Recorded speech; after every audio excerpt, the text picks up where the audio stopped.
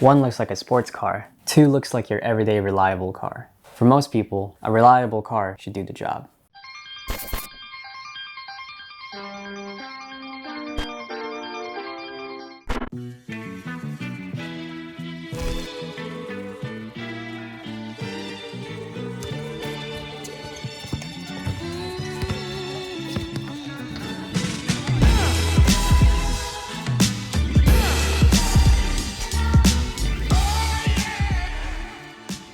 Welcome back to another WearTesters performance review. My name is Alan, and today we're taking a look at the Nike GT Cut 2. The Cut 1s were excellent performance basketball shoes. Despite the downgrade in aesthetics for the GT Cut 2s, I think it can be a slight upgrade over the GT Cut 1s. Take note that I said can be because my preferences will definitely differ from yours. Let me explain.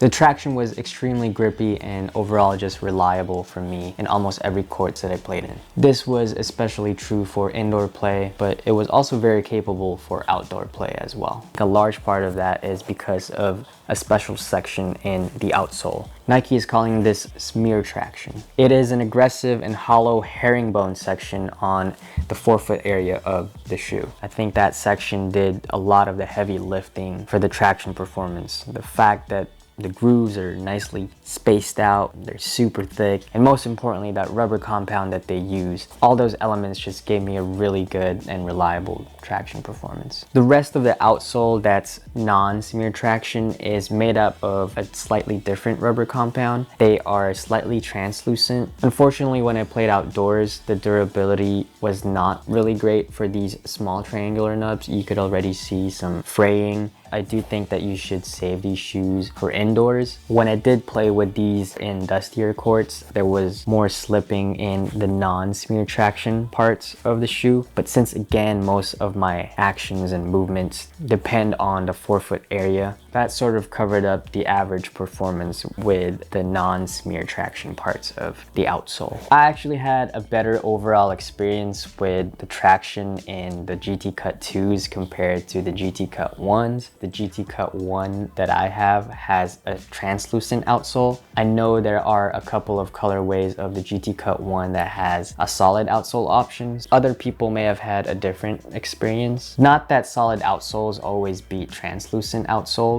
Both the GT Cut 1 and 2 are excellent in clean courts. I don't have the luxury of always playing in super pristine courts, so I think the GT Cut 2s just handled dustier courts a lot better than the GT Cut 1s. Much like the first version, the GT Cut 2s features a full-length zoom strobel unit, and on top of that is a removable React midsole. Now there is a sock liner. I know a lot of people complain about the first removable midsole, how it, gave them discomfort and it rubbed their foot the wrong way. I personally didn't have that issue. What I do like about the sock liner is that it helps fit and slide my feet in much easier compared to the first ones. The removable midsole in this version also feels slightly thicker and firmer. That cushion stack height is higher. You do lose a little bit of that low to the ground feel that was really awesome in the first version. Another key difference is that it has higher sidewalls compared to the first ones. The higher sidewalls work in conjunction with the upper to provide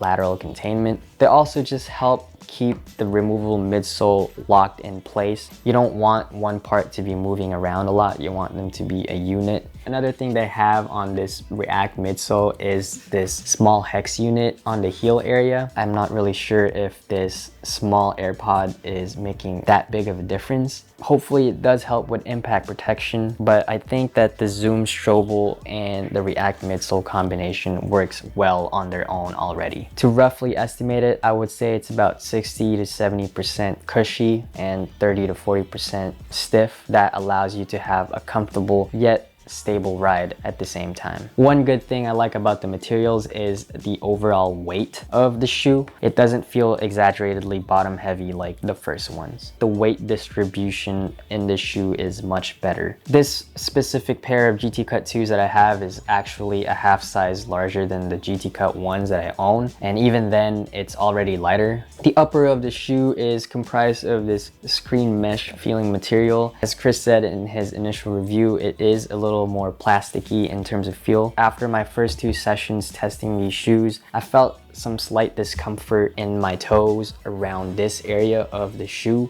That may be because of, again, the reinforced part of the upper. It may also be because of the higher sidewalls of the removable midsole. And thirdly, the shoe just fits on the narrow side of things. The toe box is not as roomy as other shoes, in my opinion. That issue eventually went away, so I think it's either the upper or the removable midsole that eventually broke in as I played more and more with these shoes. Special shout out to Stanley, who is a fellow wear tester. He pointed out some valuable insight about the tongue. He correctly pointed out that the tongue in the GT Cut 2s don't fit as well as the tongue in the first version. The tongue in the GT Cut 2 version is thicker in padding, but it is thinner in terms of width. So when Stanley wore the GT Cut 2s, there was some unfilled and unnecessary space in between the tongue and his ankle. He felt like the tongue was moving around way too much because it didn't fit as well as the first ones. That didn't give him enough of a lockdown feel. Majority of the time when I tested these shoes out, I tested them with my ankle braces. And what's good about wearing ankle braces with these shoes is that it does fill that unwanted space that Stanley was talking about. Another slight adjustment might help to lock down that tongue. It doesn't come in this way, but what I did is I put the shoe laces in the holes that are in the tongue. I don't know if it's actually for that reason, but if you're having problems with the tongue moving around a lot with the shoe, try utilizing the holes that are in the tongue. The GT Cut 2s also changed up their shoelaces. The laces, unlike the first ones, are now flat. The end eyelets here sort of poke into my feet instead of just feeling, flat and not feeling them at all when I'm wearing them. Those things only poke my feet when I'm not wearing my ankle braces. But in terms of lockdown, you shouldn't worry about it. They work really well. I personally went up half a size because I do wear ankle braces. If you want a 1-to-1 fit for your shoes, I think going true to size should work out for you. Just be cautious that the upper in these shoes are a bit tougher and more on the stiff side. They are light and thin, but I don't think it's gonna break in that much. The most prominent and I think the most effective support feature of the shoe is contained in the heel area. You have a really good heel counter. Even when I wore these shoes without my ankle braces, I didn't experience any heel slippage or whatsoever. You also have this plastic piece that wraps around